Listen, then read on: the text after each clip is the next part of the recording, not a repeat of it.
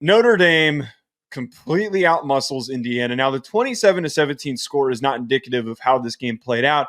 If you just box score scouted, one might say, oh, Notre Dame, they played a close game against Indiana.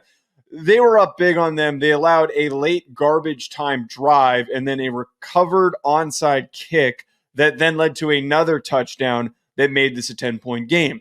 Throughout the entirety of this, we saw Notre Dame's defensive line completely smother Curtis Rourke. He was unable to find very much room to operate in the pocket. They were having a ton of issues trying to run the ball as they only managed sack adjusted to only produce 73 rushing yards. They also didn't allow much separation to Indiana's receivers that could not get open. The leading receiver was Elijah Surratt, who had 67 yards on 4 receptions. Notre Dame looked really dominant. Their offense could have been a little bit better, could have finished in the red zone a little bit more consistently, felt like they were just a hair complacent and trying to lock down all of those scoring opportunities. But Notre Dame, I think the biggest thing for me, Sean, is proving that while there's a lot of conversations of teams with easy schedules getting handouts to be here, it felt like Notre Dame, with the dominant way that they won the ball game, affirmed that they deserve to be here and that they're going to provide a competitive matchup against Georgia. Yeah, that was a huge win for the good guys. Give me some, Team Notre Dame. Just give me a little bit. Put your hand down. Put your hand down and react to the game. Put your hand down and react to the game. That was shocking. Antagonist. How's Kirk Cousins? Hey, okay, that's easy. Yeah. No. What team is surging? You want to antagonize me, and you expect me not to. I'm trying to bite back. I'm not trying to antagonize. They made a good run. Everything that I said about Notre Dame after the incident has come true. Everything. They have absolutely put themselves in a respectable position. This was a good win against Indiana. Indiana, confusing for a playoff game where you are the underdog and you don't have the talent across the board that really compares with the athletes that Notre Dame had. They played very conservatively. I think that they just should have taken more chances. You don't have another game after this, so why not take some more risks if I'm Indiana in that first half? If it's 3 and out, go ahead, 3 and out, 3 and out, stalling drives, you have to change something. You have to take some shots. And Notre Dame's defensive line, they were getting home. They were flustering Rourke. And I think the big difference was Riley Leonard's ability to actually break out of sacks, escape pressures, and not stall out their drives by having to throw it out of bounds, or he could at least get it back to the line of scrimmage on a run. That was a huge factor for Notre Dame, is having the mobility from the quarterback position. And Leonard outplayed Rourke in this one. Rourke did not have his best game. He needed to hit a couple big passes. He didn't. And I think that was the big separation points on the few times that they actually tried to push it down the field and had beat the tight Notre Dame coverage.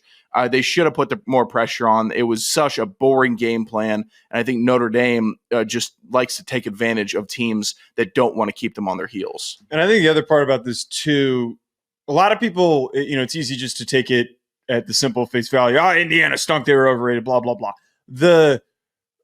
The aspect of Indiana that was so strong this year was their run defense. If we look back at the way that they played against Ohio State, they had a really good game against that Ohio State rushing attack.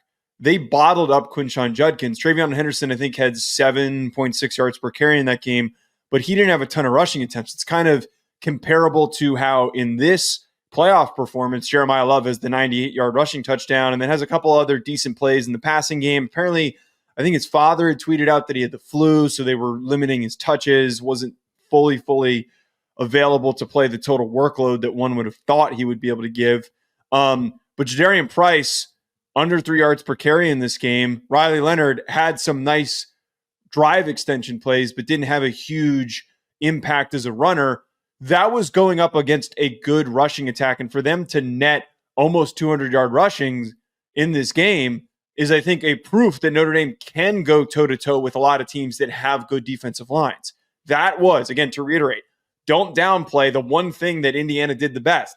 They did the best was play really good run defense. They had some really good defensive linemen that were some of the best in the country. Everything else was a bit inflated, but that was their strongest part of their roster. It's not comparable to Georgia, but I still believe that that is proof and an indicator that they can step into that matchup with Georgia and they can find ways to run the ball. It's going to be hard. It's going to be a hard out, but there is going to be a path for them to be able to move the ball downfield. Yeah, they do have the big horses up front. The offensive line is really good.